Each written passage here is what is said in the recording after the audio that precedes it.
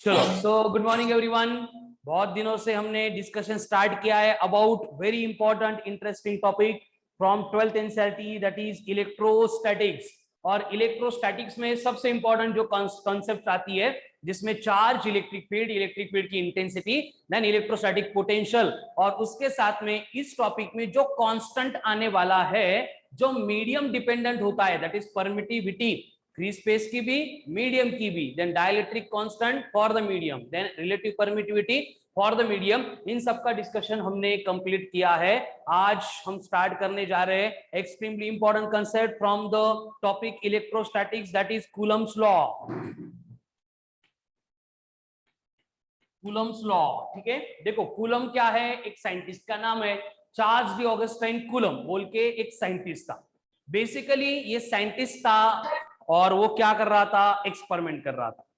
अब उसको एक्सपेरिमेंट करने के लिए, मतलब आर्मी में रिसर्च साइंटिस्ट था, आई थिंक वो न्यूजीलैंड में वर्क कर रहा था, वेस्ट इंडीज में वर्क कर रहा था, और रिटायर होने के बाद उसमें क्या है, घर पे कुछ काम धंधे ज्यादा खास थी नहीं, तो उसको क्या करना था, कुछ ना कुछ मतलब वहां पे इन्वेंशन करना था नई फील्ड में। तो उसने देखा कि रिसेंटली, मतलब ये 1734 की बात है, उससे पहले चार्ज के बारे में कोई भी ज्यादा इंफॉर्मेशन नहीं थी। सिर्फ बेंजामिन फ्रैंकलिन के कंक्लूजन आके गए थे कि चार्ज के दो टाइप होते हैं, अगर चार्ज लाइक है तो एक दूसरे को रिपेल करेगा, अनलाइक है तो अट्रैक्ट करेगा। तो चार्ज के फील्ड में ये कूलम ने क्या किए, एक्सपेरिमेंटल ऑब्जर्वेशन करने शुरू कर दिए। और उस एक्सपेरिमेंटल ऑब्जर्वेशन करने के लिए कूलम क्या करता था, वो बेरिंग के अंदर छरे होते हैं छोटे मेटेलिक स्फीयर, उस तरह के मेटेलिक स्फीयर्स उसने लिए, उसके ऊपर चार्ज डिपॉजिट कर दिया। और चार्ज डिपॉजिट करने के बाद वो एक दूसरे के साथ कैसे बिहेव करते हैं वो ऑब्जर्व करने लगा। तो उसने ऑब्जर्व किया कि दोनों स्फेरिकल बॉल के ऊपर अगर पॉजिटिव चार्ज डिपॉजिट कर दिया जाए एंड दोनों को अगर एक दूसरे को क्लोज लेके आने का ट्राई करेंगे, तो एक पर्टिकुलर मिनिमम डिस्टेंस के बाद, फोर्स अप्लाई करने के बाद भी एक दूसरे के क्लोज नहीं आते। अगर क्लोज लाके छोड़ देंगे तो वो दूर जा रहे हैं। उसके बाद में एक का पॉजिटिव एक का नेगेटिव ऐसे चार्ज प्लेस करके अगर क्लोज लेके आने का ट्राई करेंगे, तो एक पर्टिकुलर मिनिमम डिस्टेंस के बाद छोड़ देंगे तो वो एक दूसरे को अट्रैक्ट कर रहे थे। इसका मतलब without applying any external force, वो जो मेटेलिक स्फीयर थे उनका डिस्प्लेसमेंट हो रहा था। लेकिन हमने मैकेनिक्स में पढ़ा था कि जब भी कभी डिस्प्लेसमेंट होता है उसके लिए रिस्पॉन्सिबल फोर्स होता है। तो कूलम ऑब्जर्व कर रहा था कि ये दोनों मेटल स्फीयर का जो भी होने वाला डिस्प्लेसमेंट है, इसको डिस्प्लेसमेंट करने के लिए एक्सटर्नली कोई फोर्स अप्लाई किया ही नहीं है। मतलब इनका कोई तो इंटरनल फोर्स है जो सिर्फ चार्ज को डिपॉजिट करने के बाद वहां पे इंड्यूस्ड होता है, वो रिस्पॉन्सिबल होना चाहिए इनके डिस्प्लेसमेंट के लिए।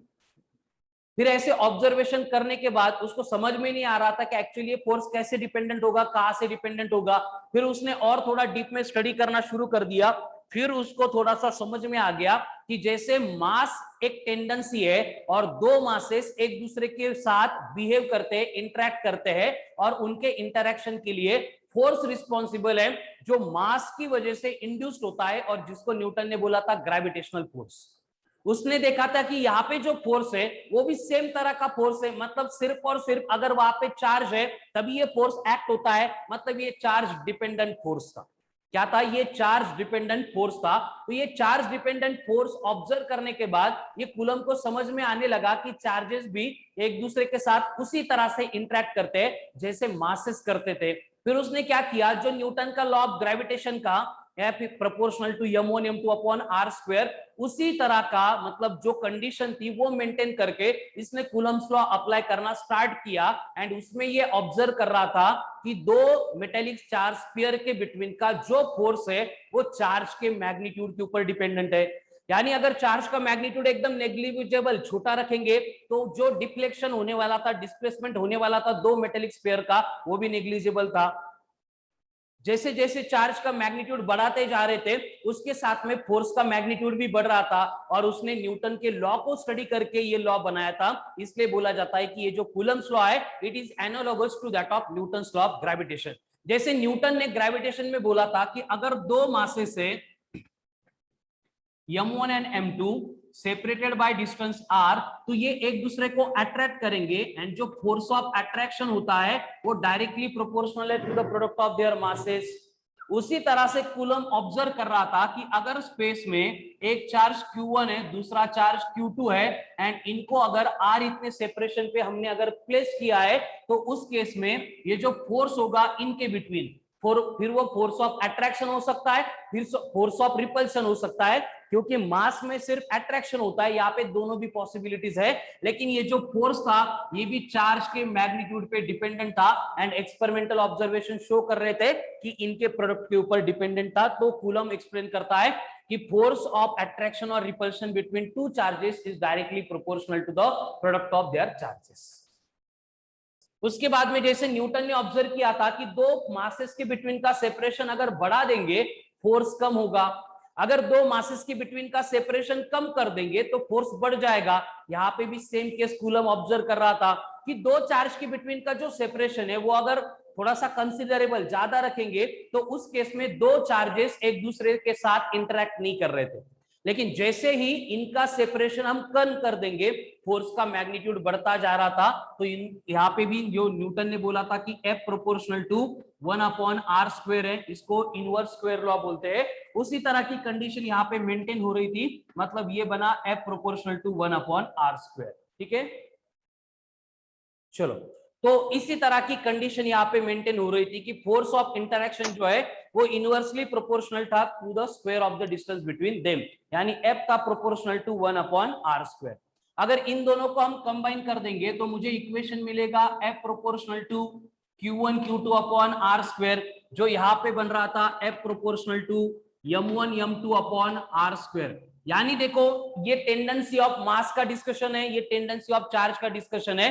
तो चार्ज एंड मास को अगर छोड़ देंगे तो बाकी पूरा पार्ट सेम ही होता है, मतलब नेचर में इनके बिटवीन होने वाले जो इंटरेक्शन है वो सिमिलर ही होते हैं। इसका मतलब पहले टॉपिक में जो पार्ट अपन इंट्रोड्यूस करते हैं हर बार कि मास एंड चार्ज, ये टेंडेंसी, उनका interaction and work energy conversion, इससे हमारा पूरा फिजिक्स बना है। हर एक टॉपिक में हमें उससे रिलेटेड ही कंसेप्ट पढ़नी है। ठीक है, तो यहाँ पे हमें कूलम का लॉ मिल गया और वो एक्सप्लेन करता है कि दो चार्ज के बिटवीन इलेक्ट्रोस्टैटिक फोर्स कितना होगा। डिफरेंस क्या है, ग्रेविटेशन में फोर्स ऑफ अट्रैक्शन था, यहाँ पे फोर्स ऑफ अट्रैक्शन होगा as well as force of repulsion होगा। ठीक है, तो इसके ऊपर से हम इसका अगर स्टेटमेंट बनाएंगे तो क्या होगा statement,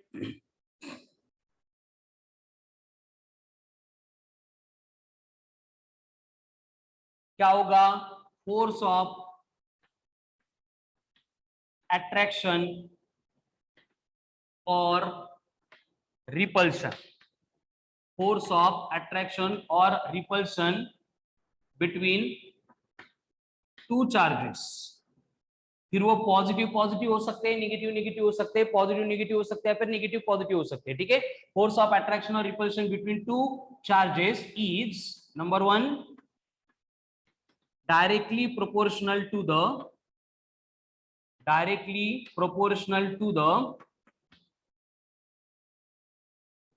product of their charges, and number 2 inversely proportional to the square of the distance between them।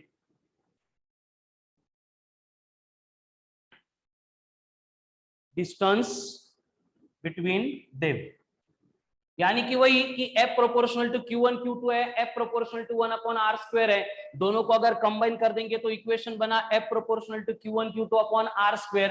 यहाँ पे प्रोपोर्शनलिटी साइन है, इसको रिप्लेस करके हमें कांस्टेंट लेके आना पड़ेगा, और यहाँ पे जो कांस्टेंट है K, और उसकी वैल्यू हम कल भी डिस्कस कर चुके हैं कि हर बार इलेक्ट्रोस्टैटिक्स में ये K की जो वैल्यू है दैट विल बी 1/4πε। कितनी होगी, 1/4πε। ठीक है, अगर ये वैल्यू हम यहाँ पे पुट कर देंगे तो मुझे फोर्स मिल जाएगा 1/4πε इंटू Q1 Q2/r²। तो यहाँ पे मिल गया हमें expression for force of attraction और repulsion between 2 point electric charges. ठीक है, चलो कम ऑन फास्ट लिख लो इसको, ये था कूलम्स लॉ। ठीक है, तो अभी हमारा टॉपिक का जो भी डिस्कशन चलेगा हर बार कहीं ना कहीं से हमें इस कूलम्स लॉ के अकॉर्डिंग जो इक्वेशन मिल रहा है F का वो हमें यूज करना पड़ेगा। ठीक है, सो ये बन गया आपका कूलम्स लॉ, जिसमें हमने क्या किया है, चार्जेस उनके इंटरेक्शन में जो भी फोर्स इन्वॉल्व है उसके मैग्नीट्यूड को कैलकुलेट करने का डिस्कशन किया है। ठीक है, तो अभी जो फॉर्मूला हमें मिला था वो है F equals to 1/4 pi epsilon into Q1 Q2 upon R square. ठीक है, तो ये आपको जिंदगी भर याद रखना है, जिंदगी के साथ भी और बाद भी, कि दो चार्ज जब भी इंटरेक्ट करेंगे उनके इंटरेक्शन का जो फोर्स होगा that is given by 1/4 pi epsilon into Q1 Q2 upon R square. 1/4 pi epsilon into Q1 Q2 upon R square, 1/4 pi epsilon into Q1 Q2 upon R square. दो charge के between जो होने वाला interaction है उसको calculate करने का हमारे पास एक ही फॉर्मूला है, that is 1/4 pi epsilon into Q1 Q2 upon R square. अब Q1 Q2 एंड R तो मालूम है, चार्जेस के मैग्नीट्यूड एंड उनका सेपरेशन है ना। What is this 1/4 pi epsilon, ये क्या है? इसमें से जो इप्सिलॉन है उसको हम कल डिस्कस कर चुके हैं। इप्सिलॉन मतलब क्या है? What was epsilon?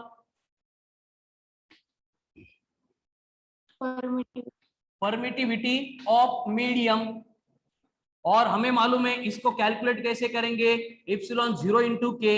इप्सिलॉन 0 मतलब क्या है? वही परमिटिविटी, लेकिन किसकी? Of free space.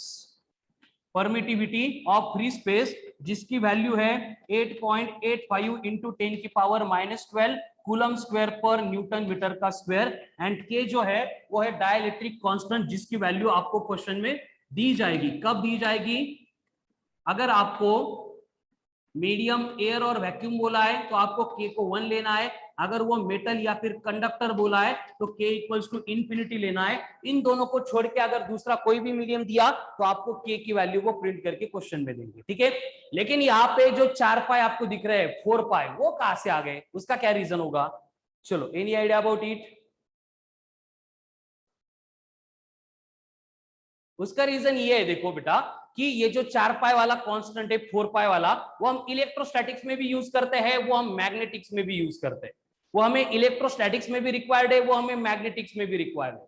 लेकिन 4 पाई ही क्यों, 4 पाई ही क्यों? उसका रीजन ये है कि जब हम चार्ज को स्पेस में प्लेस करते हैं या फिर मैग्नेट को स्पेस में रख देते हैं तो वो अपने सराउंडिंग में जो फील्ड बनाता है वो स्फेरिकल होती है।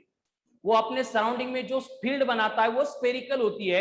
एंड स्फीयर का जो टोटल सॉलिड एंगल है वो 4 पाई होता है। इसलिए स्फेरिकल पूरा स्पेस कंबाइन करने के लिए, इंक्लूड करने के लिए हर बार हम ये दोनों प्रॉपर्टी से रिलेटेड जो कांस्टेंट है उसमें 4 पाई को लेने वाले हैं। ये बात आपको याद रखनी है। ठीक है, अब होता क्या है, देखो, मैक्सिमम टाइम जब भी हम चार्जेस का इंटरेक्शन स्टडी करते हैं, जब तक कोई स्पेशल एप्लीकेशन ना हो तब तक हमें जो मीडियम दिया जाता है वो एयर और वैक्यूम, इन दोनों में से एक होता है। यानी कि ये जो फॉर्मूला है इसका सिंप्लीफिकेशन बनेगा F equals to 1/4 pi epsilon naught into के Q1 Q2 upon R square. तो अनलेस इट इज गिवन, जब तक के की बात नहीं की है तब तक हमें हर बार ये जो फॉर्मूला है इसको directly 1/4 pi epsilon not Q1 Q2 upon R square ऐसे ही कंसीडर करना है। एंड अगर के की वैल्यू दे दी तभी हम इसको इंट्रोड्यूस करेंगे। और उसमें भी मैंने बोला था कि न्यूमेरिकल सॉल्व करते टाइम हर बार ये जो 1/4 पाई इप्सिलॉन नॉट होता है इसकी वैल्यू है 9 into 10 to the power 9 newton metre square पर कूलम का स्क्वायर। चलो, है क्लियर?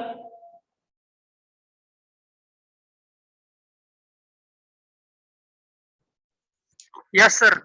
ओके, चलो, now will proceed to the numericals. अब यहाँ पे देखो, आपको बोला है कि स्पेस में हमने दो चार्जेस प्लेस किए हैं। पहला है 20 माइक्रोकूलम, दूसरा है 30 माइक्रोकूलम। और उन दोनों के बिटवीन का जो सेपरेशन है वो आपको दिया है 300 मिलीमीटर और बोला है calculate the force between them. अगर ये लाइक चार्ज है तो फोर्स ऑफ रिपल्शन होगा, उसका मैग्नीट्यूड कैलकुलेट करना है। चलो शुरू हो जाओ, कितने लोग कर पाते हैं देखते हैं।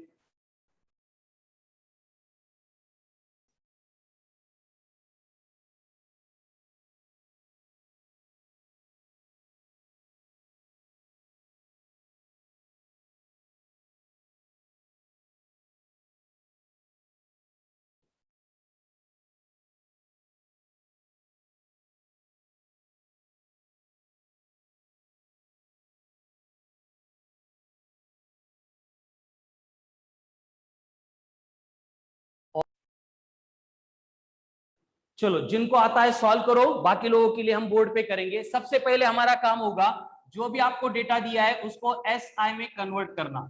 अब माइक्रो का मतलब होता है 10 की पावर -6, तो ये Q1 बनेगा 20 इंटू 10 की पावर -6 कूलम। Q2 बनेगा 30 इंटू 10 की पावर -6 कूलम। अब ये 300 है, इसको मैं लिख सकता हूँ 3 इंटू 10 की पावर +2 मिलीमीटर का मीटर बनेगा 10 की पावर -3। अगर मैं इनको सिंप्लीफाई करूंगा तो सेपरेशन आ रहा है 3 इंटू 10 की पावर -1 मीटर। अभी गिवन डेटा आ गया, सारी वैल्यूज हमारे पास है। अब वैल्यू पुट करने के लिए हमारे पास फॉर्मूला होता है F equals to 1/4 epsilon naught. Medium का डिस्कशन दिया है नहीं, मतलब एयर में प्लेस किया है, मतलब K इक्वल्स टू 1 लेना है। So I will introduce only 1/4 epsilon not into बनेगा Q1 Q2 upon R square. Now put their values. 1/4 epsilon होता है 9 इंटू 10 टू द पावर 9। इसका काम खत्म। उसके बाद में जो Q1 है आपको दिया है 20 इंटू 10 की पावर -6। जो Q2 है वो आपको दिया है 30 इंटू 10 की पावर -6 डिवाइडेड बाय R का स्क्वायर करना है। मतलब ये बनेगा 3 इंटू 3 इंटू 10 की पावर -2। मैंने अभी तक कुछ भी नहीं किया है, मतलब बस जो गिवन डेटा में वैल्यूज थी उनको पुट किया है। अब हम इसको सिंप्लीफाई करेंगे। 9 कैंसल, 3 3 कैंसल, बचा क्या 20 इंटू 30, यानी फोर्स बनेगा 20 इंटू 30 बना 600। अब 10 की पावर देखो, -6 -12 -12 +9 -3 -2 ऊपर आके +2 +2 -3 मतलब -1, यानी कि दो चार्ज के बिटवीन का फोर्स बन गया 60 न्यूटन। कितने लोगों के आंसर आ गए थे? 60 न्यूटन। No one. संस्कृति, देविका, वेरी गुड। चलो बाकी लोग आगे का क्वेश्चन सॉल्व करो, कोई इश्यू नहीं है, ठीक है। चलो स्क्रीनशॉट ले लो इसका।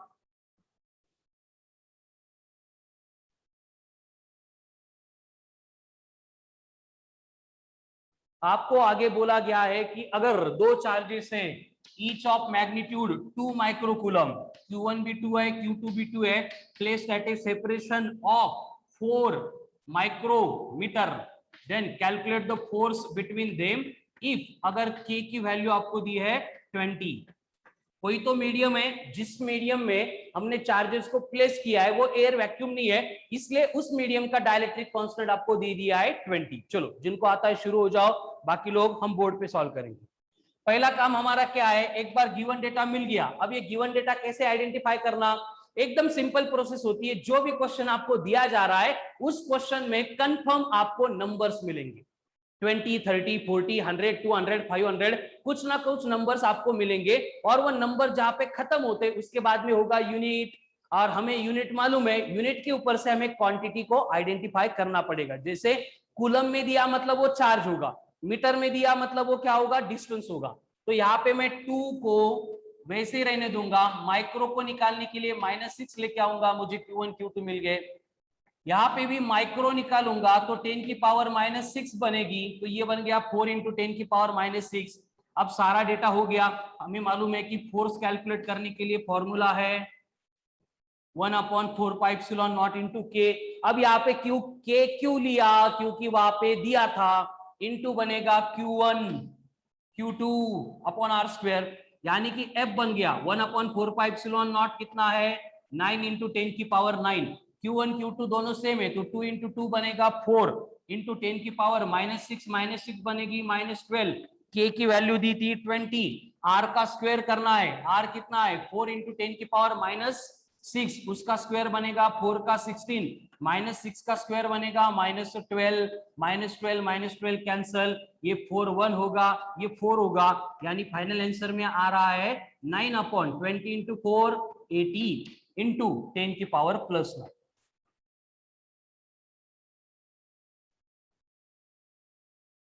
Very good.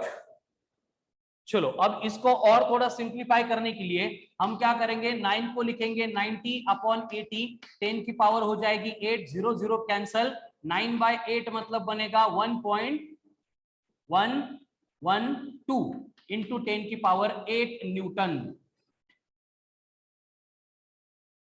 1.125 करो, ठीक है।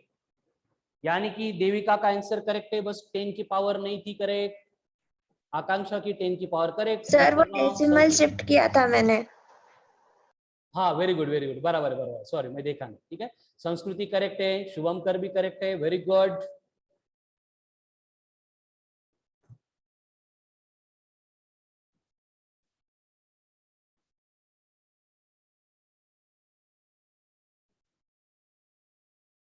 चलो next one more. If two charges each of magnitude q when placed at a separation of r experiences force of attraction or repulsion F। दो चार्जेस है जिनका मैग्नीट्यूड Q है और उनको अगर हमने स्पेस में प्लेस किया था एट अ सेपरेशन R, तो उनके बिटवीन फोर्स F था, ये पहले दिया है और बोला है कि then calculate new force if separation becomes twice of R।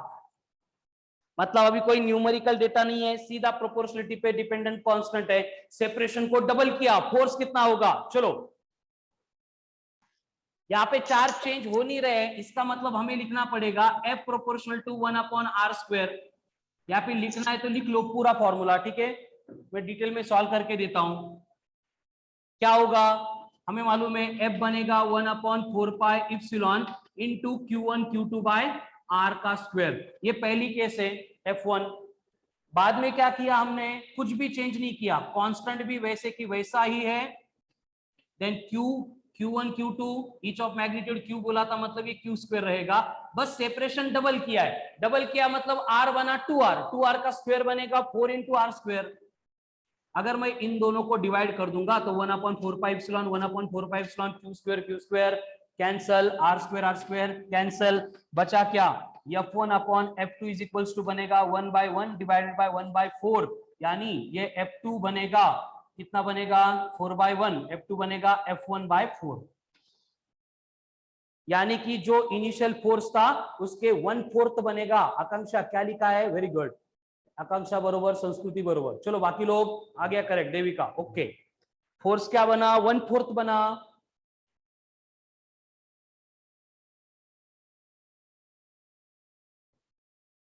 Clear. अब यहाँ पे मैं थोड़ा सा इंपॉर्टेंट एक स्टार मार्क करके आपको लिखना है, ये स्टेटमेंट बनाने वाला हूं और उसको मैं क्वेश्चन में कन्वर्ट कर देता हूं कि if two charges are placed each of magnitude R, और यहाँ पे बोला था K इक्वल्स टू 1 है, मतलब उनको एयर में प्लेस किया था, और आगे बोला है what will be the new separation between charges if they are placed in a medium of dielectric constant, यानी K experiences same force।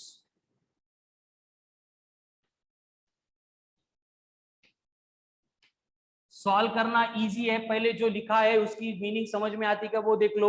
अगर मीनिंग में समझ में आ गई तो क्वेश्चन सॉल्व करना बहुत इजी हो जाएगा। रीड इट क्लियरफुली, बाद में ये नोटबुक में स्टार मार्क करा के पॉइंट बनाना है। इस तरह के क्वेश्चंस आएंगे तो डायरेक्टली हम जो शॉर्टकट यहाँ पे डिराइव करेंगे उसको आप अप्लाई करने वाले हैं, ठीक है।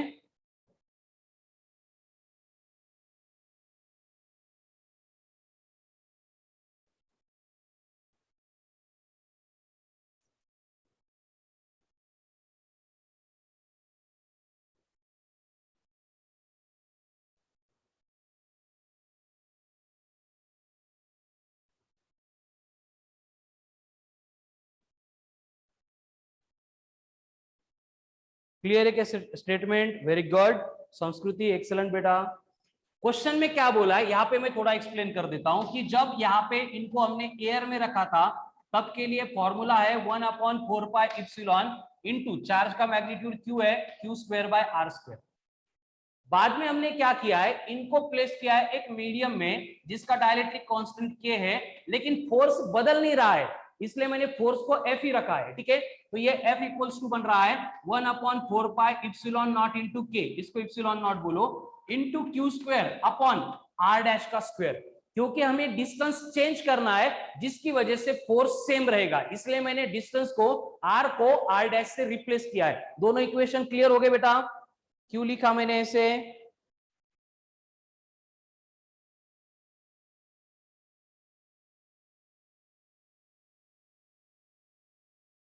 नहीं, अभी ये कंटिन्यू करो, पहले के ऊपर डिपेंड नहीं ऋतुजा, ये कंटिन्यू करो। ठीक है, पहले का क्या करना है, after lecture I will explain. यार ये क्लियर है क्या? बोलो come on fast. Yes Akanksha, excellent, very good, correct answer. जिनको क्लियर हो गया, अब क्या करेंगे, हम इन दोनों को डिवाइड कर देंगे। डिवाइड करने से क्या होगा, एफ एफ कैंसिल हो गया, 1 बचेगा, 1/4πε0 1/4πε0 कैंसिल हो गया, 1/k बचा, q² कैंसिल हो गया, क्या बचा 1/r² इंटू r डैश का स्क्वायर, ये बचा। अब हम क्या करेंगे, दोनों साइड में रेसिप्रोकल लेंगे, तो इक्वेशन क्या आएगा, k into r² into r dash का स्क्वायर इक्वल्स टू 1।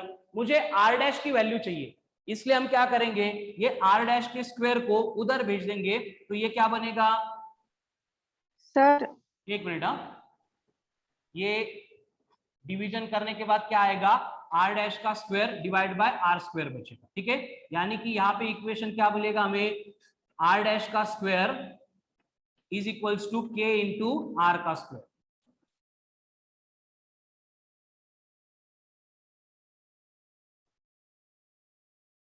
मैंने इन दोनों को डिवाइड किया था 1/1 मिनट। सर ते के वरती जाईल ना, 1/1। यहाँ पे क्या होगा, ये सारा कैंसिल होके 1 बचेगा, ये आएगा 1/1 डिवाइड बाय 1/k। यहाँ पे कौन है, 1/r² अपॉन 1/r डैश का स्क्वायर। ठीक है, तो अब अगर इसको सिंप्लीफाई करेंगे तो 1 इक्वल्स टू ये बनेगा k इंटू r डैश का स्क्वायर डिवाइडेड बाय r का स्क्वायर। अब क्लियर? यस। मुझे r डैश चाहिए था, तो r डैश क्या बनेगा, r upon square root of k। अब ये फॉर्मूला है, डायरेक्टली स्टार मार्क करके इसको याद करो, आपको बाद में वैल्यूज भी देंगे कि इनिशियल सेपरेशन 10 था, बाद में हमने उसको 9 इतने क्या डाइलेक्ट्रिक कांस्टेंट वाले मीडियम में रखा, तो न्यू सेपरेशन कितना होगा, so that force will same. यही फॉर्मूला आपको कैलकुलेट करके देगा। ठीक है, तो इसको ध्यान से देखो, ध्यान से लिखो। क्लियर? चलो नेक्स्ट।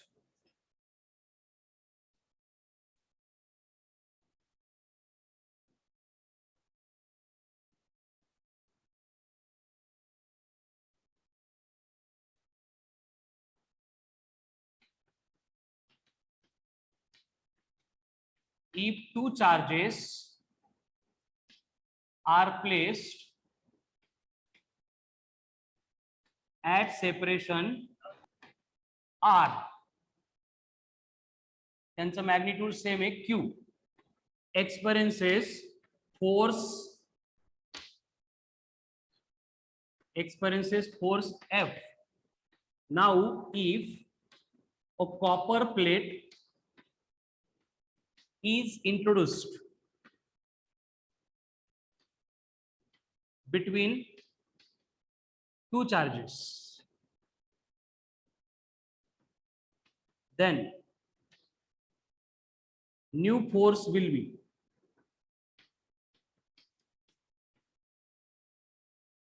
चलो अब इसको ध्यान से देखो, पढ़ो, लगाओ दिमाग, क्या कर सकते हैं, क्या हो सकता है।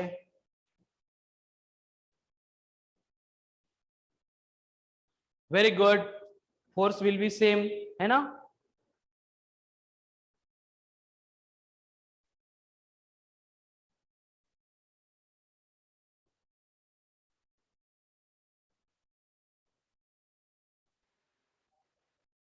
चलो come on fast, everyone have to answer.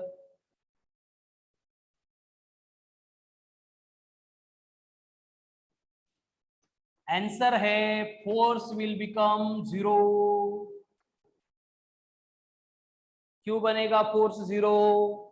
क्योंकि हमने कॉपर प्लेट को इंट्रोड्यूस किया, कॉपर प्लेट को इंट्रोड्यूस किया मतलब यहाँ पे के आएगा, लेकिन के मतलब कॉपर, कॉपर मतलब मेटल, मेटल मतलब कंडक्टर जिसके लिए के होता है इंफिनिटी।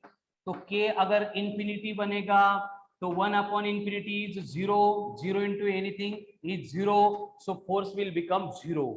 इसका मतलब अगर मेटल की प्लेट दोनों के बिटवीन इंट्रोड्यूस कर देंगे तो दो चार्जेस एक दूसरे के साथ इंटरेक्ट नहीं करेंगे। उसका रीजन एक तो ये है कि इसका के जो है वो इंफिनिटी है, 1 अपॉन इंफिनिटी 0 बनता है, एंड दूसरी केस ये है कि दो चार्ज जब इंटरेक्ट करने वाले हैं, इंटरेक्शन के लिए रिस्पॉन्सिबल जो इलेक्ट्रिक फील्ड है which is represented by electric lines of force, वो कंडक्टर को कट करके नहीं जा सकती।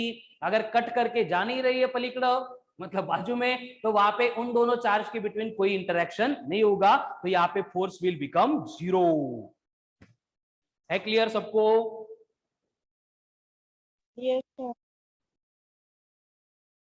यानी कि यहाँ पे ग्रेविटेशन जैसा नहीं है, ग्रेविटेशन में एक स्पेसिफिक ग्रेविटी बदलने दो, मीडियम बदलने दो, हर बार जो फोर्स रहेगा दैट विल बी सेम। यहाँ पे मीडियम के ऊपर डिपेंडेंट है, मीडियम बदला मतलब फोर्स को बदलना पड़ेगा। ठीक है, तो ये सारा डिस्कशन हम कर रहे थे जब मीडियम में हमने दो चार्ज को प्लेस किया था तब। अब ये हो गई उसकी बेसिक केस। अगर उसको वेक्टर फॉर्म में रिप्रेजेंट करना है जिसका हमें कोई यूज नहीं है, बस डायरेक्शन रिलेटेड अगर आपको यहाँ पे देखना है, एक चार्ज Q1 है, दूसरा चार्ज Q2 है, एंड इनके बिटवीन का सेपरेशन R है, तो हमें मालूम है कि अगर ये चार्ज दोनों भी पॉजिटिव रहेंगे, ये Q1 जो है इस Q2 को रिपेल करेगा और रिपल्शन का फोर्स होगा F21 वेक्टर। F21 वेक्टर ऐसे क्यों लिखा ये हमें एक्सप्लेन करेगा। Force experienced by second charge due to first charge. F21 का मतलब क्या होगा? Force experienced by second charge due to first charge. F21 का मतलब क्या होगा? Force experienced by second charge by first charge. उसी तरह से एट द सेम टाइम ये Q2 भी Q1 को रिप्लेस करेगा, रिपेल करेगा। और रिपेल करेगा मतलब ये डायरेक्शन यहाँ पे रहेगी और यहाँ पे फोर्स कौन सा होगा बोलो अब? ये अगर F21 था तो ये कौन सा होगा? F12. Very good. F12 vector force experienced, force applied on first charge by second charge, force applied on first charge by second charge, ये बना F12 वेक्टर। और इनकी डायरेक्शन अपोजिट है, इसलिए हमने ये कन्वेंशन डिसाइड किए है। इसको अगर 2-1 लिखा, 2 का मतलब होगा 2 के ऊपर एक्ट हो रहा है, एंड 1 का मतलब होगा 1 एक्सर्ट कर रहा है। ठीक है, अब यहाँ पे कंडीशन क्या है देखो, कि जब हमें F21 वेक्टर ये कैलकुलेट करना है तो फॉर्मूला तो सेम ही रहेगा, 1/4 pi epsilon into Q1 Q2 upon R square. लेकिन ये वेक्टर फॉर्म में है और फोर्स की डायरेक्शन रिप्रेजेंट करनी है, इसलिए हम क्या करेंगे, एक छोटी सी अरेंजमेंट करेंगे और यहाँ पे जो है यूनिट वेक्टर लेके आएंगे R कैप, और ये यूनिट वेक्टर की डायरेक्शन रहेगी। देखो F21 एक्ट हो रहा है मतलब वो 1 से लेके 2 तक जा रहा है, इसलिए बनेगा R12 का कैप। उसी तरह से अगर मुझे F वेक्टर फॉर 1-2 चाहिए तो ये बनेगा 1/4 pi epsilon Q1 Q2 upon R square, same रहेगा, बस जो R कैप रहेगा वो कौन रहेगा? R21. R21 रहेगा। Very good. और आपको सिंपल इतना याद रखना है, यहाँ पे 2-1 है तो ये 1-2 रहेगा, ये 1-2 है तो ये 2-1 रहेगा। कैसे क्यों वो मैंने पहले एक्सप्लेन कर दिया। इन दोनों को अगर देखेंगे तो दोनों की डायरेक्शन अपोजिट है, यानी F12 वेक्टर ये इक्वल टू है किसके? F21 वेक्टर के, बस डायरेक्शन अपोजिट है, इसलिए मैंने नेगेटिव साइन यहाँ पे इंट्रोड्यूस किया। इसको हम और भी सिंप्लीफाई कर सकते हैं। हमें मालूम है यूनिट वेक्टर का मतलब क्या होता है, वेक्टर अपॉन उसका मैग्नीट्यूड। तो अगर मैंने यहाँ पे सेम केस अप्लाई कर दी तो ये मैग्नीट्यूड तो सेम रहेगा, यानी ये R स्क्वायर जो है उसको हम लिखेंगे F21 vector is equals to 1/4 pi epsilon into Q1 Q2 upon R का क्यूब इंटू R वेक्टर। अब यूनिट वेक्टर नहीं होगा, R वेक्टर कौन सा? यहाँ पे 2-1 है तो यहाँ पे 1-2।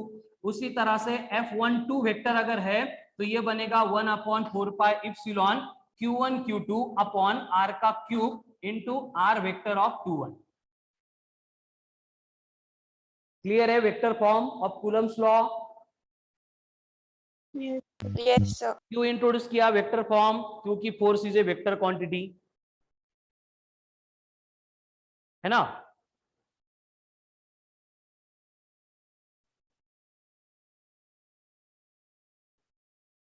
क्लियर? चलो, तो अगर ये फोर्स वेक्टर क्वांटिटी है तो हम आगे बढ़ेंगे और आगे हमें मालूम है कि अगर स्पेस में दो चार्ज है तो उनके बिटवीन जो फोर्स होगा वो एक ही होगा, फोर्स ऑफ अट्रैक्शन होगा या फिर फोर्स ऑफ रिपल्शन होगा। लेकिन अगर स्पेस में हमने चार्ज के नंबर बढ़ा दिए, मोर देन 2 चार्जेस हमने प्लेस किए, तो क्या होगा? वही होगा जो न्यूटन्स लॉ ऑफ ग्रेविटेशन में था, याद है सबको? अगर मासेस के नंबर मोर देन 2 थे, जैसे ट्रायंगल के 3 वर्टेक्स पे मासेस रखते थे, स्क्वायर के चारों वर्टेक्स पे मासेस रखते थे, तो उस केस में क्या हो रहा था, याद है सबको? हम क्या अप्लाई करते थे? Principle of superposition of forces. Excellent. तो यहां पे भी सेम केस होगी कि अगर स्पेस में if more than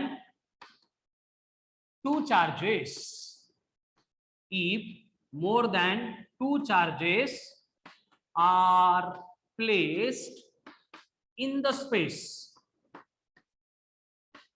then resultant or net force acting on given charge is given by principle of superposition of forces. और ये principle of superposition of forces क्या बोलता है कि नेट फोर्स कैलकुलेट करने के लिए जो फोर्सेस इंडिविजुअल होंगे उनकी वेक्टर सम करो, डायरेक्ट सम नहीं करनी है। जैसे कल हमने पोटेंशियल पढ़ा था, पोटेंशियल को पढ़ते टाइम हमने क्या किया था, डायरेक्ट ऐड कर दिया था, क्योंकि potential was a scalar quantity. अगर ये वेक्टर क्वांटिटी है तो यहाँ पे हमें इनको ऐड करते टाइम या फिर इनकी सम करते टाइम डायरेक्शन के जो रूल है उसको इंट्रोड्यूस करके सॉल्व करना पड़ेगा। और हमने देखा है कि हर बार वेक्टर में दो वेक्टर का रिजल्टेंट यानी ऐड करते टाइम रिजल्टेंट जो है उसको कैलकुलेट करने का एक ही फॉर्मूला था, which one? Root of P p square plus q square plus 2p cube cos of theta. तो यहाँ पे हम वही करेंगे, दो फोर्स लेंगे, रिजल्टेंट निकालेंगे root of f1 square plus f2 square plus 2f1 f2 cos of theta. फिर इनका रिजल्टेंट तीसरा फोर्स जो है इन दोनों का रिजल्टेंट निकालेंगे root of f1 square plus f2 square plus 2f1 f2 cos of theta. अगर चार फोर्सेस होंगे तो फिर से पार्ट वही रिपीट होगा, ठीक है? तो इस तरह से हम रिजल्टेंट फोर्स कैलकुलेट करते हैं। है क्लियर? Yes, sir. अब देखो, जो ग्रेविटेशन में एग्जांपल्स थे वही एग्जांपल यहाँ पे भी एप्लीकेबल रहेंगे, कोई ज्यादा फर्क नहीं पड़ने वाला। जैसे कि फॉर एग्जांपल आपको बोला जाएगा एक इक्विलैटरल ट्रायंगल है। कौन है? Equilateral triangle. इक्विलैटरल है मतलब सब लैटरल इक्वल, मतलब सब साइड लेंथ सेम। कितनी है? आर है, आर है, आर है।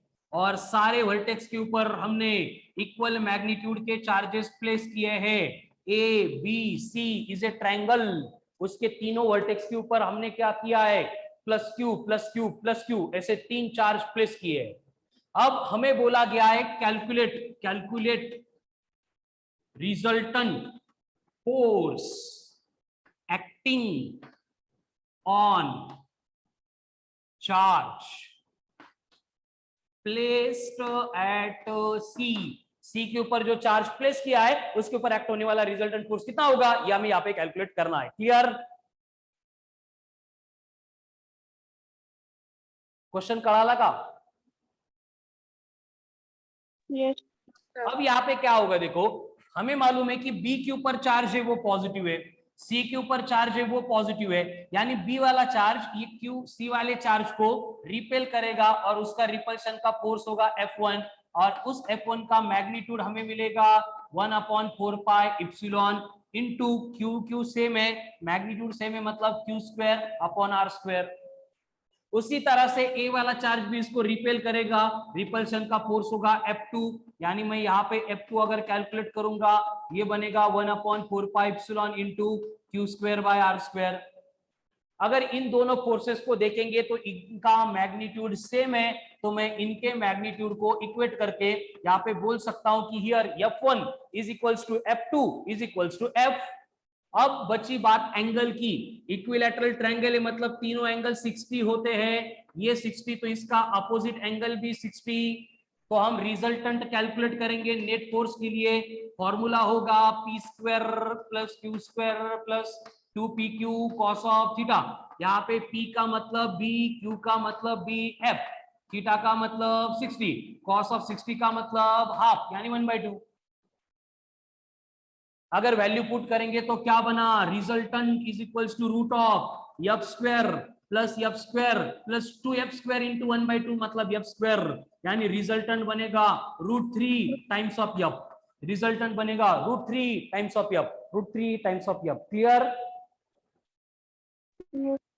Yes, sir. रामायण महाभारत हर बार हम कैलकुलेट नहीं करेंगे, स्टार मार्क करके नोटबुक में आप कॉपी करके लिखेंगे कि अगर 3 charges of equal magnitude and equal polarity, यहाँ पे पोलैरिटी सबकी पॉजिटिव है, when placed on vertices of an equilateral triangle resultant force will become √3 times of f। लीथाइल का है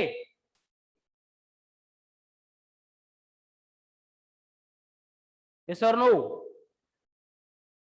Yes. Yes, sir. Yes, Okay. sir. अब हम क्या करेंगे, सेम केस रखेंगे, लेकिन यहाँ पे जो है अगर आपको पोलैरिटी रिवर्स कर दी, ये सारा जो न्यूमेरिकल्स हम देख रहे हैं ये नोटबुक में स्टार मार्क करके लिखने भी है, एंड इसको मतलब आपको लर्न करना है, याद रखना है। इसके ऊपर क्वेश्चन आ गया तो हम इतना टाइम पास नहीं करेंगे, डायरेक्ट आंसर लिख देंगे, ठीक है। आपको क्वेश्चन में क्या कर सकते हैं, वो क्यू की वैल्यू दे सकते हैं प्रिंट करके, 10 माइक्रोकूलम है, 20 माइक्रोकूलम है। जो हमने √3 इंटू f लिखा था, f कैसे कैलकुलेट करना है अभी तक वही डिस्कस कर रहे थे, ठीक है। अब अगर यहाँ पे बोला गया कि ये दोनों चार्ज पॉजिटिव थे, सिर्फ Q वाला चार्ज जो है वो निगेटिव है, मतलब 3 चार्ज प्लेस किए वर्टेक्स के ऊपर, एंड जिसके ऊपर फोर्स कैलकुलेट करना है उसकी पोलैरिटी अपोजिट है, तो ये दोनों प्लस प्लस ये माइनस हो सकता है, या फिर ये दोनों माइनस माइनस ये प्लस हो सकता है, दोनों के लिए कंडीशन सेम होगी।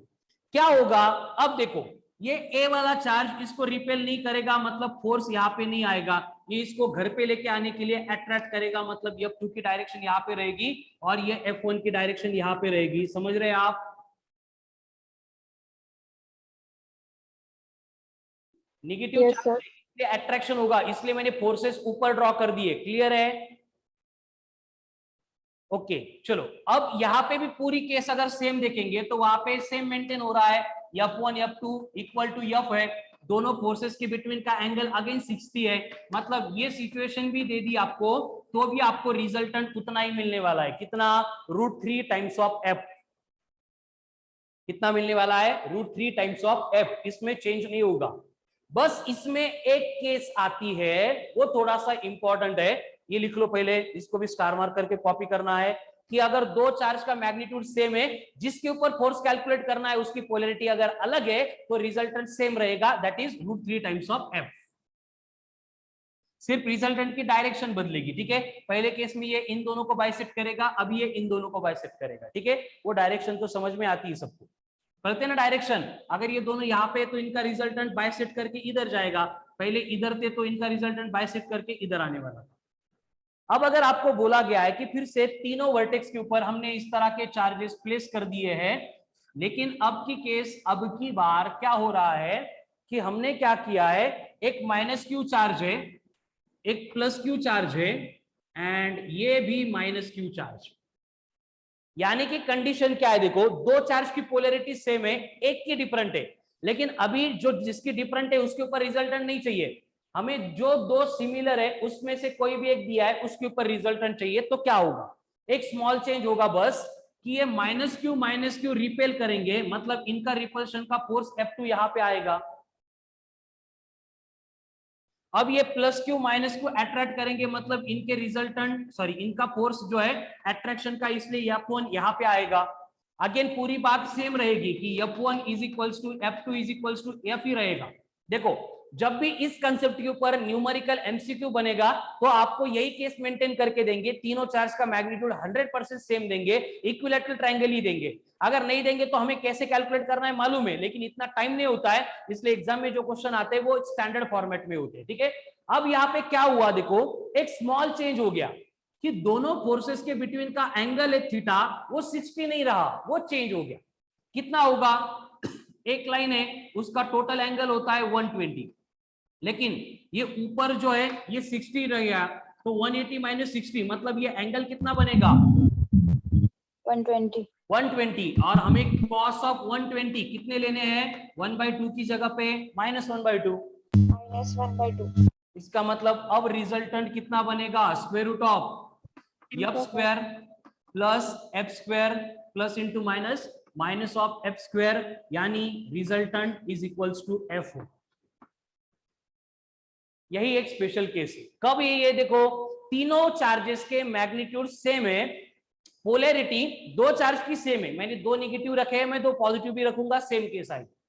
और रिजल्टेंट जिसके ऊपर निकालना है वो दोनों में से एक है जिनकी सेम थी, उसके ऊपर अगर रिजल्टेंट निकालेंगे तो उसका मैग्नीट्यूड एफ रहेगा। ये जो केस है ये पॉसिबिलिटी है, ग्रेविटेशन में नहीं थी, यहाँ पे न्यू आती है, एंड इनका रिजल्टेंट इस डायरेक्शन में एक्ट होगा। खत्म है? क्लियर? तो इक्विलैटरल ट्रायंगल से रिलेटेड ये 3 पॉइंट है, ये नोटबुक में सब लोग अच्छी तरह से लिख के कॉपी करने वाले हैं। क्लियर? Yes sir. चलो, अब ट्रायंगल हो गया, इसके बाद में स्टैंडर्ड केस आती है स्क्वायर की। अब हम वही करेंगे जो ग्रेविटेशन में किया था, फिर से एक स्क्वायर आएगा, स्क्वायर के चारों वर्टेक्स के ऊपर ये ए, ये बी, ये सी एंड ये डी है। यहाँ पे भी प्लस क्यू, यहाँ पे भी प्लस क्यू, यहाँ पे भी प्लस क्यू, यहाँ पे भी प्लस क्यू, यानी चारों वर्टेक्स के ऊपर जो चार्ज रखा है उसकी पोलैरिटी भी सेम है, मैग्नीट्यूड भी सेम है, और आपको बोला है कि रिजल्टेंट कैलकुलेट करो, सी के ऊपर एक्ट होगा, वो जो ग्रेविटेशन में किया था वही करेंगे। क्या होगा? पहले ए वाला चार्ज सी को रिपेल करेगा, उसकी डायरेक्शन यहाँ पे रहेगी, ये बनेगा F1। बाद में ये बी के ऊपर जो है वो भी रिपेल करेगा, उसकी डायरेक्शन यहाँ पे रहेगी, ये रहेगा F2। देन जो डी के ऊपर है वो भी रिपेल करेगा, उसकी डायरेक्शन यहाँ पे रहेगी, ये बनेगा F3। क्लियर है सबको? लेकिन हमें मालूम है कि हम वेक्टर में जो है हमारा जो सिंप्लीफाइड फॉर्मूला है वो यूज करके दो वेक्टर का ही रिजल्टेंट निकालते हैं, तो हम ये F1 को थोड़ा बाजू में रखेंगे एंड F2 एंड F3 का रिजल्टेंट निकालेंगे। अब F2 का मैग्नीट्यूड कितना होगा? F2 का मैग्नीट्यूड होगा 1/4 pi epsilon into q square by r square. F3 का मैग्नीट्यूड कितना होगा? वो भी सेम होगा 1/4 pi epsilon into q square by r square, यानी हम यहाँ पे लिख सकते हैं F1 is equals to F2 is equals to F। Clear? तो मुझे F2 एंड F3 इन दोनों का रिजल्टेंट चाहिए, तो ये रिजल्टेंट बनेगा R equal to root of F square plus F square plus, अब बोलो F1 एंड F2 के बिटवीन का एंगल कितना है? 90। cos 90 1 0। ये 0 रहेगा प्लस, तो F square plus F square बनेगा 2F स्क्वायर, यानी रिजल्टेंट बना √2 टाइम्स ऑफ F। लेकिन ये फाइनल आंसर थोड़ी है, ये सिर्फ F2 F3 का रिजल्टेंट है, लेकिन हमें मालूम है इनका रिजल्टेंट इसी डायरेक्शन में एक्ट होगा, बाइसेक्ट करेगा। इसको हमने क्या बोला है? इसको हमने R बोला है, अभी जो कैलकुलेट किया। अब डायग्राम से हम देख पा रहे हैं कि R and F1 are acting in the same direction. If vectors are acting in the same direction, then they must be added. उनकी क्या होती है? Direct addition. इसका मतलब यहाँ पे जो नेट फोर्स रहेगा F नेट, वो बनेगा R प्लस F1। अभी R तो हमें मालूम है, लेकिन F1 हमने कैलकुलेट नहीं किया था। F1 बनेगा 1/4 pi epsilon into q square bye, देखो A एंड C इनके बिटवीन का सेपरेशन R नहीं होता है, कितना होता है? √2r होता है। अब ये सबको आता है, जिनको नहीं आता है क्या करो, ये R पाइथागोरस थ्योरम अप्लाई करो, राइट एंगल ट्रायंगल को, √2r का स्क्वायर मतलब ये बनेगा 2r का स्क्वायर। क्लियर? तो ये नेट में क्या होगा? देखो 1/4 पाई एप्सिलॉन सब में है, q स्क्वायर दोनों में भी है कॉमन। यहाँ पे कौन है रिजल्टेंट में? एक्स्ट्रा का √2 है, यहाँ पे कौन है? 1/2 है, यानी कि मुझे फिर से ये F नेट की जो वैल्यू है वो कितनी मिल रही है? ये मिल रही है F इन ब्रैकेट √2 प्लस 1/2, यानी जो फॉर्मूला ग्रेविटेशन में मिला था सेम एज इट इज है, कुछ भी चेंज नहीं है। क्लियर है कि? देख लो एक बार। Yes. क्लियर? चलो इसको भी Yes, स्टार sir. मार्क करके नोटबुक में बनाना है आपको, इंपॉर्टेंट है। अब इसमें और एक पॉसिबिलिटी है। क्या पॉसिबिलिटी है कि अगर हमें प्लस क्यू की जगह पे माइनस क्यू दे दिया, मतलब जिसके ऊपर रिजल्टेंट फोर्स फाइंड करना है उसकी पोलैरिटी अपोजिट बोला है, तो बदल क्या होगा, चेंज क्या होगा? ये दोनों पहले अट्रैक्ट कर रहे थे, अब ये अट्रैक्ट नहीं करेंगे, अब ये रिपेल करेंगे। यानी F1 इधर, ये F2 इधर, मैग्नीट्यूड सेम है वो सेम ही रहेगा। सॉरी ये F1 है, इसको F3 बोल देते। मैग्नीट्यूड सेम रहेगा, थीटा भी 90 रहेगा, मतलब R इक्वल टू √2F आएगा, ये पूरा पार्ट सेम रहेगा। लेकिन अब क्या होगा, इन दोनों का रिजल्टेंट इधर एक्ट होगा, जिसको हमने R बोला है। मतलब ये जो R पहले यहां पे था, अब ये इधर एक्ट होगा, अट्रैक्ट करेगा ना A का चार्ज, एंड यहां पे जो रिपेल कर रहा था A वाला, उसका फोर्स F1 ये भी इधर एक्ट होगा। यानी मैग्नीट्यूड अगेन आपको सेम मिलेगा, सिर्फ रिजल्टेंट की डायरेक्शन जो पहले यहां हुआ करती थी, अब ये यहां पे जाए। क्लियर? Yes, sir. तो ये स्टैंडर्ड केस हो गई about principle of superposition of forces. ठीक है, तो ये सारे पॉइंट्स जो हमने डिस्कस किए हैं एक्सट्रीमली इंपॉर्टेंट है, सब आपको फिर से एक बार लेक्चर होने के बाद सॉल्व करने हैं। अभी कूलम्स लॉ के ऊपर सेपरेट शीट आएगी, जिसके क्वेश्चन थोड़े से अच्छे लेवल के, मतलब पहले बोल देता हूं कि आज के वर्कशीट में जो क्वेश्चंस आने वाले हैं उस लेवल के क्वेश्चन आप